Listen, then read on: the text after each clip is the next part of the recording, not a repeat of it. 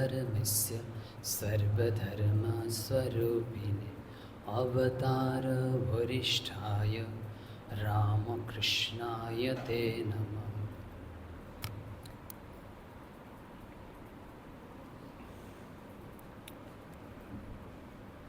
আমরা শ্রীরামকৃষ্ণের জীবন, বাণী এবং ভাব থেকে না কিছু প্রশ্নের উত্তর খোঁজার চেষ্টা করি।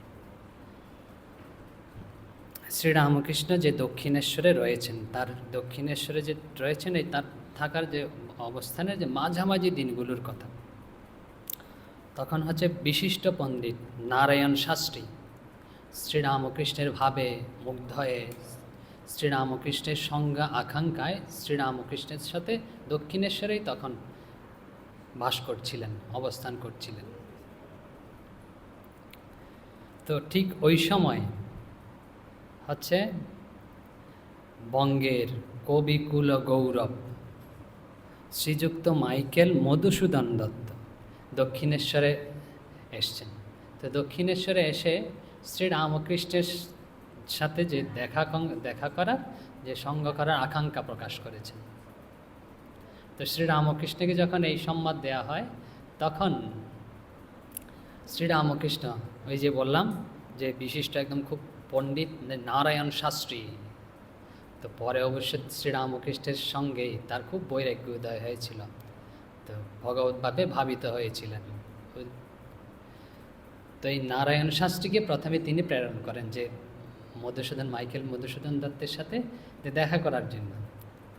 তো সে অনুযায়ী শ্রীরামকৃষ্ণের কথা অনুযায়ী যে নারায়ণ শাস্ত্রী যে এই যে কবি, যে মহান কবি যে মাইকেল মধুসূদন দত্তের সাথে দেখা করতে চান দক্ষিণেশ্বরে। তো কথা প্রসঙ্গে কথা হচ্ছে, তো আপনারা তো সবাই জানেন যে তিনি হচ্ছেন স্বধর্ম ত্যাগ করেছিলেন। তো নারায়ণ শাস্ত্রী তো কথা প্রসঙ্গে জিজ্ঞেস করেন যে কেন আপনি এটা করলেন। তখন এই যে কবি একদম ভাবের সহিত যে উত্তর দিয়েছিলেন যে পেটের দায়ে করতে হয়েছে, আমি এরকম করেছি। তো এই কথাটা না যে এই নারায়ণ শাস্ত্রী ঠিক পছন্দ হয়নি। তিনি তখন বলছেন যে মাইকেল মধুসূদন দত্তকে, বলছে কি এই দুদিনের সংসারে পেটের দায়ে নিজের ধর্ম পরিত্যাগ করা, এ কি হীনবুদ্ধি। বলছে মরতে তো একদিন হবে, না হয় মরেই যেতেন। তো মরেই যেতেন, তো তার বলে এরকম স্বধর্ম ত্যাগ করবেন। তো এইসব প্রসঙ্গ হতে হতে না শ্রীরামকৃষ্ণ এসে পৌঁছেছেন তাদের মধ্যে। তখন এই যে মহাকবি শ্রীরামকৃষ্ণের কাছে অনুরোধ করেন যে কিছু যাতে ভগবত প্রসঙ্গ করে না। যে শ্রীরামকৃষ্ণের নাম শুনেছেন, খুব বিখ্যাত, যে খুব মহান পুরুষ, তো তাকে যাতে কিছু উপদেশ দেন, ভগবত প্রসঙ্গ করেন। তো শ্রীরামকৃষ্ণ কিছু বলতে পারেননি। তো তিনি সে সম্পর্কে পরবর্তীতে বলতেন, প্রথম থেকে কিছু বলতে পারেননি আর কি। তো পরবর্তীতে যখন শরৎ মহারাজ এরা এসছেন তার কাছে, তখন শরৎ মহারাজ এদেরকে বলতেন তিনি যে মুখ যেন কে চেপে ধরলে, যে নিজের মুখ, আমার শব্দতে ব্যবহার করতেন না তিনি। তো শ্রীরামকৃষ্ণ বলছেন যে মুখ যেন কে চেপে ধরলে, যে কিছুই বলতে দিলে না।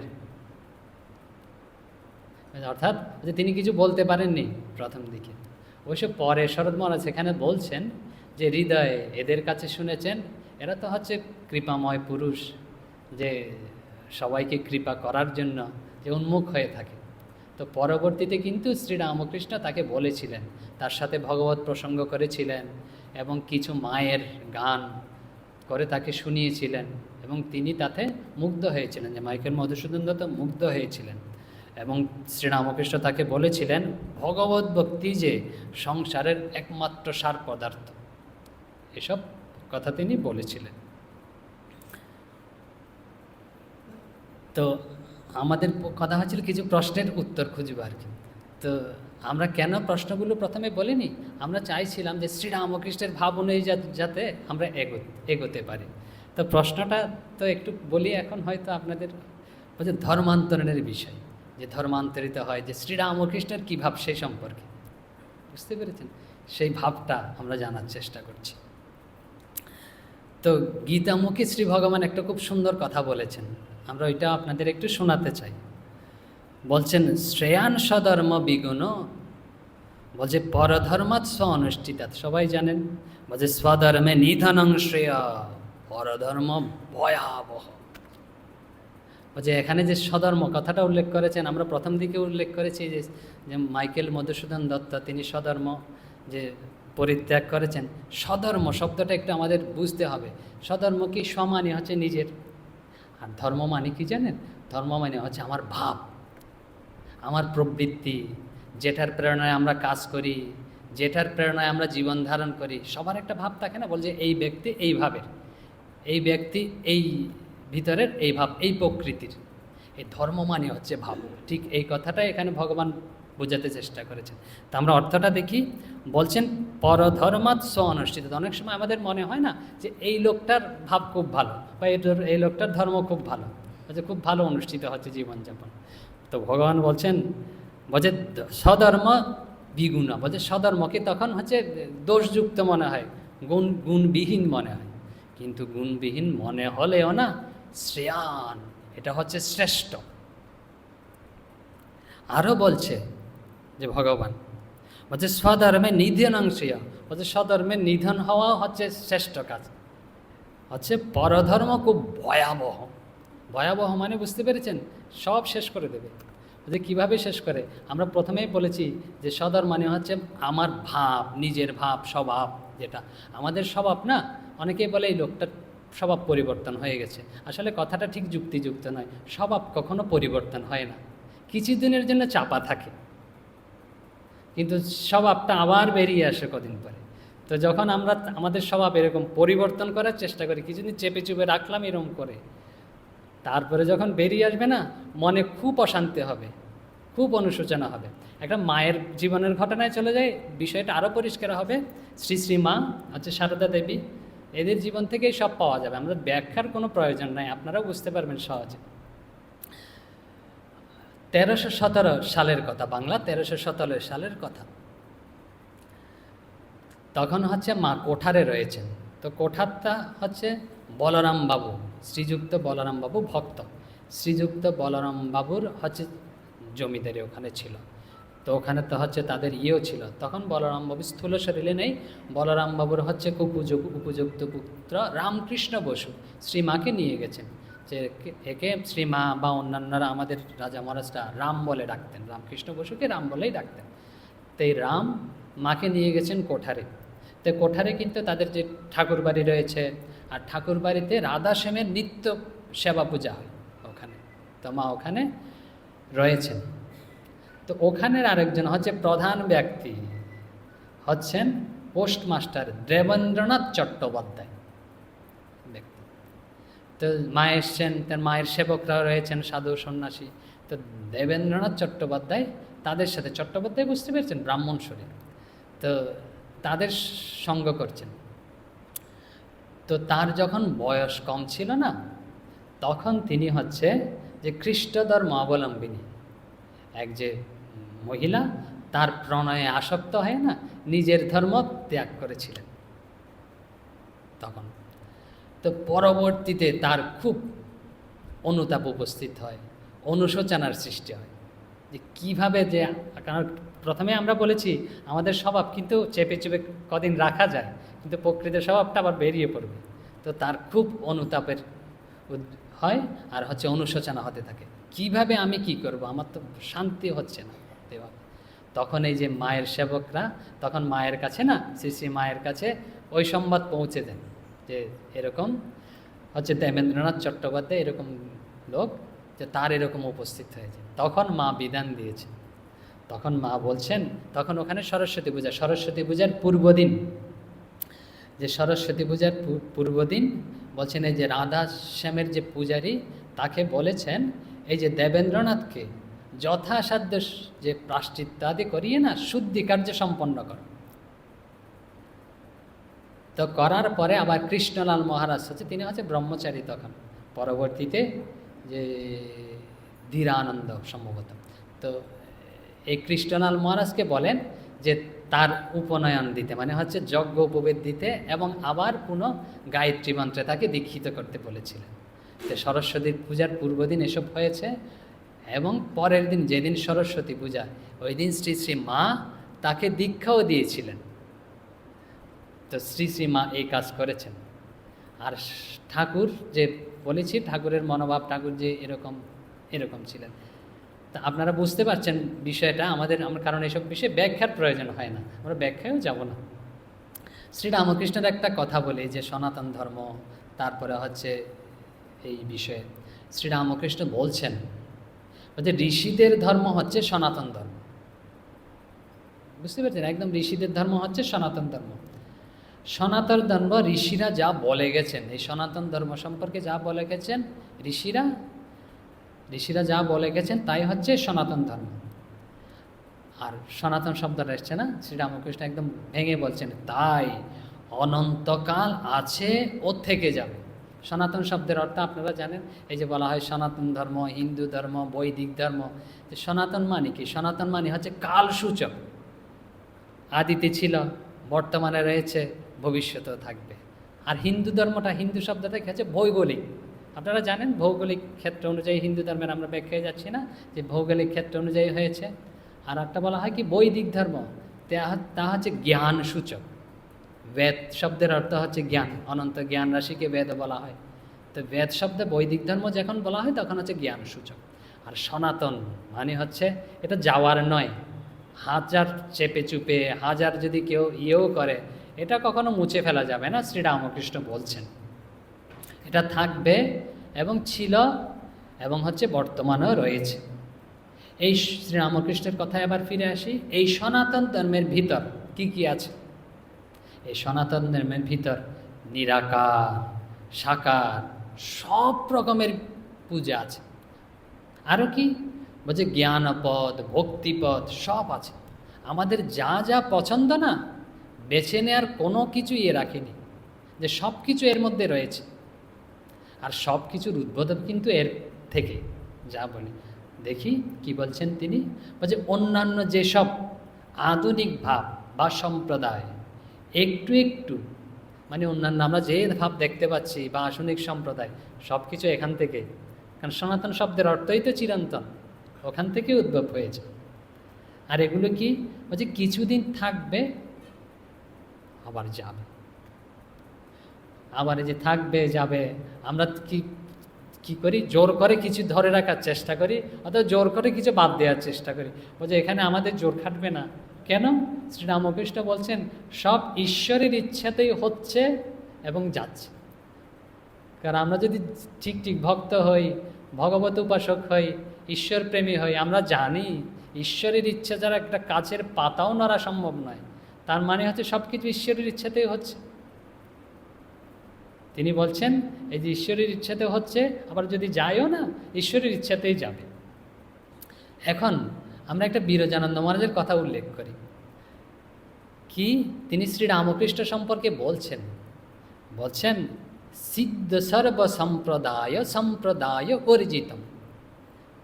বলছে তিনি শ্রীরামকৃষ্ণ হচ্ছে সর্বসম্প্রদায় সিদ্ধ মানে হচ্ছে সর্বসম্প্রদায় সম্পর্কে তার জ্ঞান আছে, তিনি সর্বসম্প্রদায়কে জানেন। কিন্তু তিনি হচ্ছেন অসাম্প্রদায়িক। বলছে সম্প্রদায় বর্জিত মানে হচ্ছে তিনি অসাম্প্রদায়িক। বুঝতে পারছেন? সব সম্প্রদায় সম্পর্কে জ্ঞান আছে, কিন্তু তিনি অসাম্প্রদায়িক। তা আমরা তো শ্রীরামকৃষ্ণের চেলা না, তো শ্রীরামকৃষ্ণের চেলাদের এরকম হওয়া উচিত। কীরকম? অসাম্প্রদায়িক।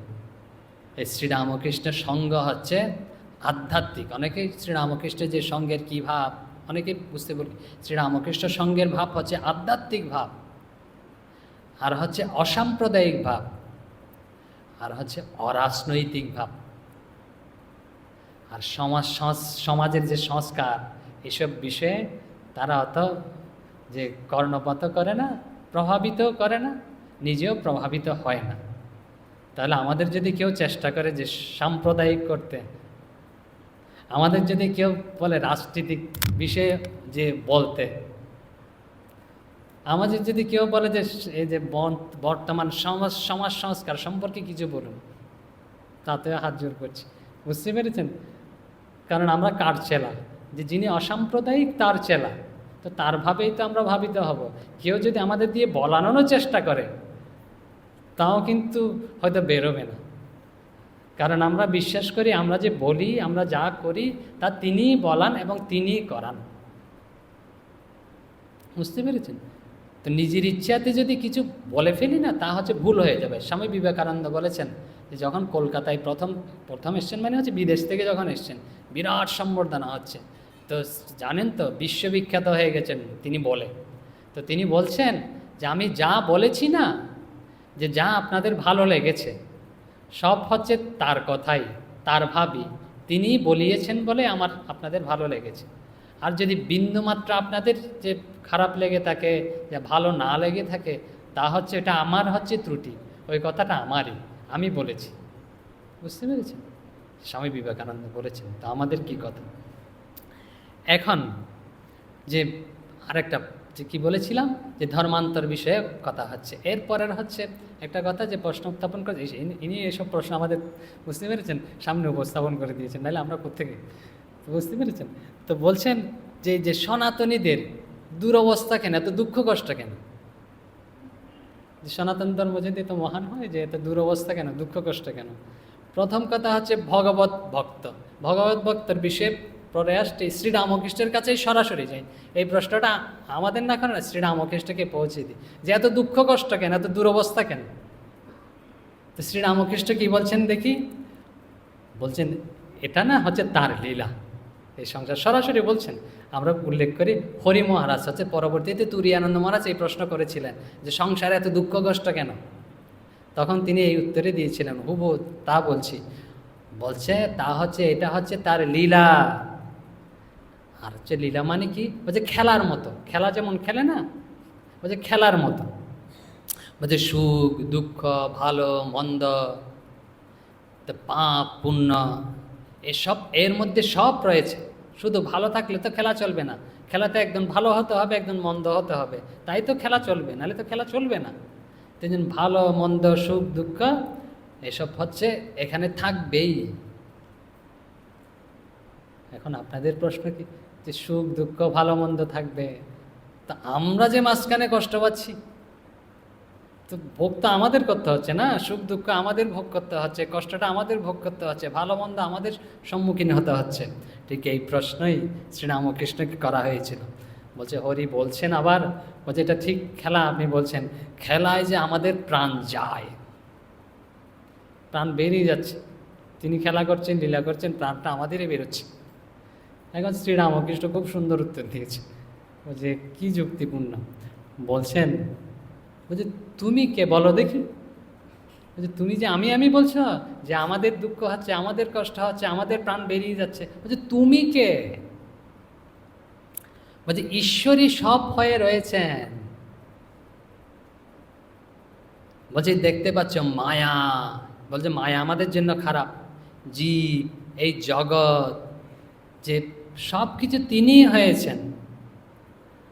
বলছেন আর একটা খুব সুন্দর কথাও বলেছেন, বলছে গ্রাম্য ভাষায়, বলছে সাপ হয়ে খায় আর হচ্ছে রোজা হয়ে হচ্ছে ঝাড়ে, মানে সাপ হয়ে যে দংশন করেন, যে সাপটাও তিনি কিন্তু আবার গুরু হয়ে কিন্তু আবার উপদেশ দিচ্ছেন। এই যে আমরা বলেছিলাম যে যে হাতি নারায়ণ আর মাহুত নারায়ণ গল্প সব উদাহরণ রয়েছে, আপনারা একটু চিন্তা করলে বুঝে যাবেন, সব তিনিই হয়ে রয়েছেন।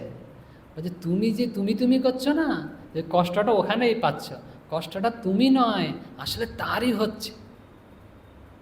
আমরা যদি ভিতর থেকে চিন্তা করি না যে আমাদের কষ্ট, আমরা তো আমাদের নিজের দোষে, যে ছেলে যখন হাত পুড়ে ফেলে না, এরকম আগুনে হাত দিয়েছে, মা নিষেধ করে দিয়েছে এটা আগুন দিস না, কিন্তু তবুও হাত দিচ্ছে, কষ্টটা কার হয়? মারই হয়। যদি জাগতিকভাবে চিন্তা করি, যে কষ্টটা তারই হচ্ছে, বুঝতে পেরেছেন? যে হরি মহারাজ বলেছিল পরবর্তীতে হরি বলছে সংসারে তো দুঃখ কাজটা কেন, শ্রীরামকৃষ্ণ প্রথমে বলছেন এটা হচ্ছে লীলা খেলা, বলছে এটা খেলা যদি হয়, খেলায় তো আমাদের প্রাণ বেরিয়ে যাচ্ছে। এখন শ্রীরামকৃষ্ণ বলছে তোমার প্রাণ কোথায় বেরোচ্ছে, তুমি কে বলো দেখি, যদি খুঁজতে যাও না তুমি করছ, এটা হচ্ছে তুমি মানে হচ্ছে ওই তুমি হয়ে যাবে, প্রভু হয়ে যাবে, যে যতক্ষণ এই যে বলা হয়েছিল যতক্ষণ তুহুং না ততক্ষণ এরকম কষ্ট, আর ওইদিকে যাই না। তো আপনারা পেয়েছেন যে বলছে দুঃখ কষ্ট কেন, আমরা বলেছি কিন্তু মাঝখানে আমরা হচ্ছে আধ্যাত্মিকভাবেই বলবো, কিন্তু কোনো হচ্ছে যেটাকে বলে সাম্প্রদায়িকভাবে রাজনৈতিকভাবে যদি বলানোরও চেষ্টা করে না, এসব যে হয়তো আমাদের বেরোবে না। কারণ আমরা হচ্ছেন আধ্যাত্মিক সম্প্রদায়, কোনো রাজনৈতিকও নয়, সাম্প্রদায়িক সম্প্রদায়ও নয়, অসাম্প্রদায়িক। তো তাহলে যে উপনিষদে রয়েছে এই যে দুঃখ কষ্ট, যে শিষ্য জিজ্ঞেস করছে গুরুকে, বলছে এখান থেকে বেরোবে কিভাবে আমি, বলছে এটা কিভাবে আসলো। তো গুরুদেব বলছেন উপনিষদে এটা কিভাবে আসলো, দুঃখ কষ্টটা কোত্থেকে আসলো বাবা আমি বলতে পারি না, তবে ওখান থেকে তুমি যে কিভাবে বেরোবে না তা আমি বলে দিতে পারি। বলছে কি, এক কথায় আমরা বলি বিস্তারিত, বলছে ত্বমেব বিদিত্বা অতি মৃত্যু মেতি, বলছে নান্যপন্থা বিদ্যতে অয়নায়। যে দুঃখ কষ্টকে বেরিয়ে যে তমেব বিদিত্বা, তাকেই জানতে হবে, ভগবানকেই জানতে হবে।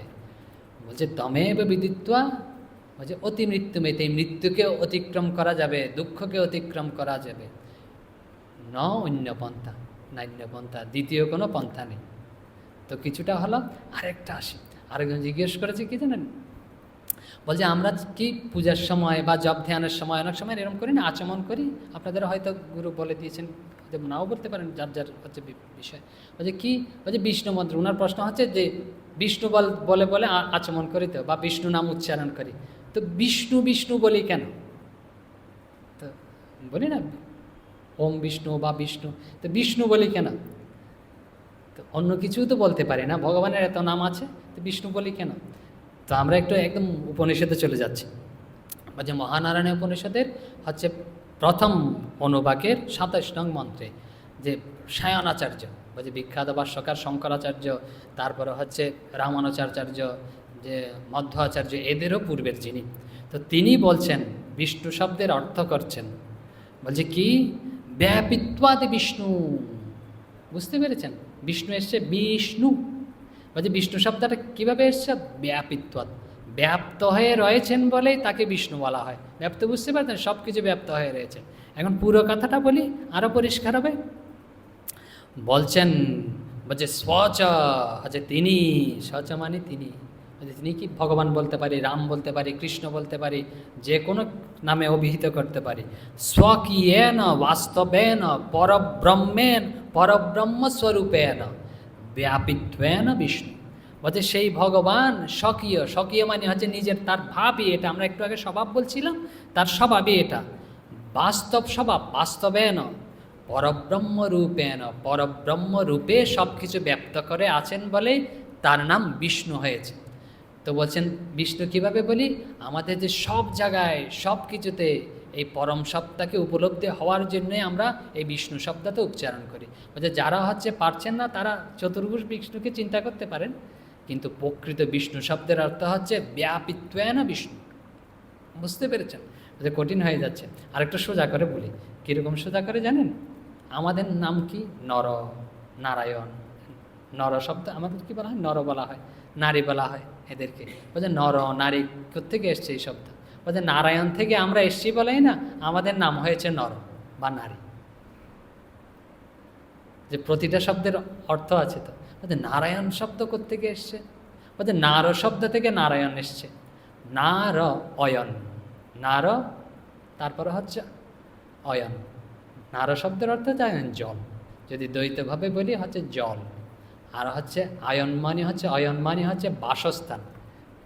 এ নারায়ণ কোথায় শুয়ে আছে, জলের মধ্যে, ক্ষীরোদসাগরে না, জলের মধ্যে শায়িত আছে, যদি স্থূলভাবে বলি, এই তিনি জলের মধ্যে অবস্থান করেন বলেই তার নাম হচ্ছে নারায়ণ। আর একটু গভীরে গিয়ে বলি, নার শব্দের অর্থ হচ্ছে পঞ্চভূত, ক্ষিতি আপ তেজ মরিত ব্যোম, এই যে পঞ্চভূত দিয়ে সব কিছু তৈরি, এই সব কিছুর মধ্যে তিনি শায়িত রয়েছেন, অবস্থান করছেন, ওতপ্রোতভাবে ব্যপ্ত হয়ে রয়েছেন, এই জন্যই তার নাম নারায়ণ। আর আমরা তার কাছ থেকে এসি বলছে আমাদের নাম হচ্ছে নর। আরেকটা শব্দ বলি বোঝার জন্য, কুমারী শব্দ খুব প্রচলিত না, কুমারী পূজা হয়, কুমারী, যে কুমারী শব্দের অর্থ কী আপনারাই বলবেন, এই শব্দের অর্থ কুমানি কি, কুশব্দের অর্থ কী, যদি বলি কুভাব, কুমতলব, কুশব্দের অর্থ কী দাঁড়ায়, খারাপ, জানেন সবাই, তারপরে হচ্ছে মারি শব্দের অর্থ কি? হচ্ছে মারা না? তো কুমারী শব্দের অর্থ আমাদের কথা না, সায়নাচার্যের কথাটাই বলি। আপনারা ভাবলেন বাংলা মিলিয়ে দিল, একটা কুমারী হচ্ছে খারাপ, মারি মানে হচ্ছে এরকম মারা, তো একটা মিলিয়ে দিলেন আপনি। না না, আচার্যদের কথাই বলবো। তিনি বলছেন, বলছে কুৎসিতম অনিষ্টম মারয়তি নিবারয়তি ইতি কুমারী। আচার্য শাঞ্চার্য বলছেন কুৎসিতম, কুমারী হচ্ছে কুৎসিত, খারাপ, আপনারা বলেছেন। কুৎসিত মানে কি? অনিষ্টকর, মানে হচ্ছে খারাপ, অনিষ্টকর, যা আমাদের জন্য অমঙ্গলকর। মারয়তি মানে হচ্ছে নিবারয়তি, নিবারণ করেন। তো তিনি কুৎসিত, আমাদের জীবনে অমঙ্গল অশোভন কিছু নিবারণ করেন বলেই তার নাম কুমারী। বুঝতে পেরেছেন? হয়ে গেল। আরেকটা ছোট কথা বলি। একজন বলছেন, আমরা হয়তো কোনো একটা সময় বলেছিলাম যে মা বলেছেন, শ্রী ঠাকুর বলেছেন যে যখন আমরা করে জপ করি না, তখন হচ্ছে আঙুল যাতে এরকম যুক্ত থাকে না। তো একজন বলছে কোনো কারণেই না, যে আমার আঙুল এরকম যোগ হয় না, একসাথে হয় না, ফাঁকা থাকে, তো কি করবে? মায়ের কথাটাই বলি। মা তো তখন বলেছেন যে হচ্ছে সর্বসাধারণের জন্য। এখন ওনার জন্য বিশেষ কি বলেছেন দেখি, মায়ের কথা সরাসরি চলে যায়। শ্রী মা বলছেন, জপ, শঙ্কা, কর গণনা এসব হচ্ছে শুধু মন আনবার জন্য। মন এদিক ওদিক যেতে চায়, তবুও ওইসবের দ্বারা এদিকে মানে হচ্ছে আকৃষ্ট হয়। মন তো আমাদের সবসময় বিক্ষিপ্ত, ওদিক ওদিক যেতে চায়। তো এখানে ধরে থাকলে না হচ্ছে মনটা আবার যে আমি তো চলে গেছিলাম, আমি তো জব করছি। তো মা বলছেন এসব কর গণনা হচ্ছে, শঙ্কা রাখা, এসব হচ্ছে মনকে আকৃষ্ট করার জন্য, তাতে মন স্থির হবার সাহায্য করে। যখন জপ করতে করতে ভগবানের রূপ দর্শন হয়, ধ্যান হয়, তখন জপও থাকে না। প্রশ্নটার উত্তর পেয়ে গেছেন? মানে হচ্ছে এগুলো হচ্ছে কর গণনা, অমুক সমুক, এগুলো হচ্ছে মনকে ধরে রাখার জন্য। তার প্রকৃত অর্থ হচ্ছে মনকে ধরে রাখা। কোথায় ধরে রাখবো? ভগবানে ধরে রাখবো। তো ভগবানে ধরে রাখতে পারলেই হলো। এই হচ্ছে এরকম ছিল আমাদের। তো কী প্রশ্ন ছিল আবার একটু উল্লেখ করি। বলছে যে সমসাময়িক সনাতনীর এত দুরবস্থা কেন, দুঃখ কষ্ট কেন, ধর্মান্তরের বিশেষ কি, এসব সম্পর্কে আমরা শ্রীরামকৃষ্ণের যে ভাব, শ্রীরামকৃষ্ণের কথা দিয়েই আমরা উল্লেখ করার চেষ্টা করেছি। তারপর হচ্ছে যে কি বলেছিলাম, তারপরে বলেছিলাম হচ্ছে যে কেন এই জপ করার সময় যে বিষ্ণু নাম বলি, যে অন্য কোনো কিছু কেন বলি না। তারপর হচ্ছে আঙ্গুল ফাঁকা থাকে, হয় না, এই 3টা প্রশ্ন। তার বলছি না, বলছে বিষ্ণু নাম বলি 3বার বলি কেন? 5বার বলতে পারবান, 10বার বলতে পারবান, 3বার কেন বলি? যে বেশি বললে বেশি সুবিধা না? তো একটু সংক্ষেপে বলে দিই, আমাদের হচ্ছে 3টা শরীর, স্থূল শরীর, সূক্ষ্ম শরীর, হচ্ছে কারণ শরীর। আমরা কোনো এক সময় বলেছিলাম সূক্ষ্ম শরীর কী জিনিস, কারণ শরীর কী জিনিস, হচ্ছে স্থূল শরীর কী জিনিস। তা আপনাদের মনে আছে নিশ্চয়ই। এই 3 শরীরকে শুদ্ধ করার জন্যই 3বার বলা হয়। আর যাচ্ছি না। ওং শান্তি, ওং শান্তি, ওং শান্তি। হরি ওম সৎ তৎসৎ। শ্রীরামকৃষ্ণ অর্পণমস্তু।